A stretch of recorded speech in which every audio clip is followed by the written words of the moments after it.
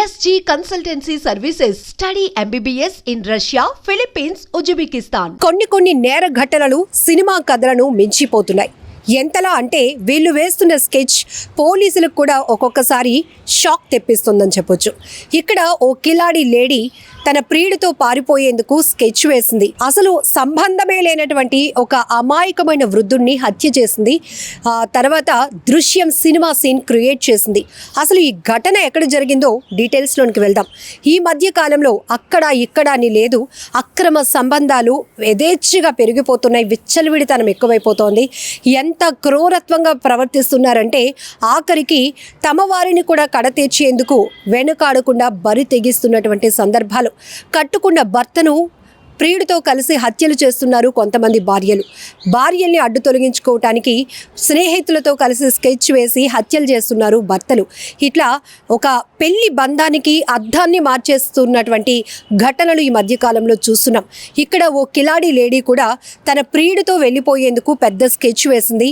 ఆ స్కెచ్లో ఒక అమాయక వృద్ధుణ్ణి బలి చేసింది. అసలు ఎందుకు ఇంత తెగించింది? ఈ ఘటన ఎక్కడ జరిగింది? దృశ్యం సినిమా తలపించే విధంగా జరిగినటువంటి ఈ ఘటనకి సంబంధించిన డీటెయిల్స్లోనికి వెళ్దాం. గుజరాత్ రాష్ట్రంలో ఓ ప్రేమ జంట దారుణానికి తెగించింది.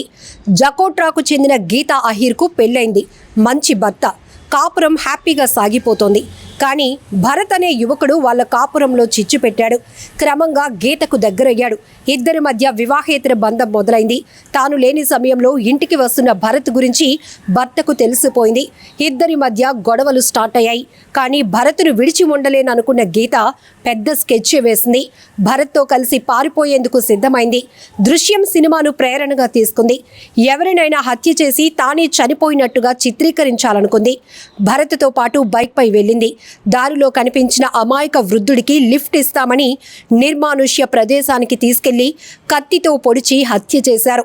అనంతరం గీత డ్రెస్ డెడ్ బాడీకి తొడిగారు. కాళ్ళ పట్టీలు కూడా పెట్టేశారు. అనంతరం పెట్రోల్ పోసి తగలబెట్టారు. ఈలోగా నేను ఆత్మహత్య చేసుకుంటున్నాను అని భర్తకు కబురు పంపింది గీత. అంతా గీత అనుకున్నట్టే జరిగింది. సగం కాలిన శవాన్ని చూసిన భర్త గీతే చనిపోయిందని నమ్మేశాడు. కానీ పోలీసులకు ఎక్కడో తేడా కొడుతుంది అనిపించింది. డెడ్ బాడీని పోస్ట్ మార్టం చేయిస్తే అసలు విషయం బయటపడింది. చనిపోయింది మహిళ కాదు, పురుషుడు అని తేలింది. దీంతో రంగంలోనికి దిగిన పోలీసులు భరత్ గీతలు రాజస్థాన్ పారిపోతూ ఉండగా పాలన్పూర్ రైల్వే స్టేషన్లో పట్టుకున్నారు. వృద్ధుడు ఎవరో తమకు తెలియదని ప్రేమ జంట పోలీసులకు చెప్పారు. ఇద్దరిని అరెస్టు చేసిన పోలీసులు రిమాండ్కు తరలించారు. వృద్ధుడి గురించి ఆరా తీస్తున్నారు. ఏది ఏమైనా అక్రమ సంబంధం కారణంగా అమాయక వ్యక్తి ప్రాణాలు కోల్పోవటం తీవ్ర చర్చనీయాంశంగా మారింది.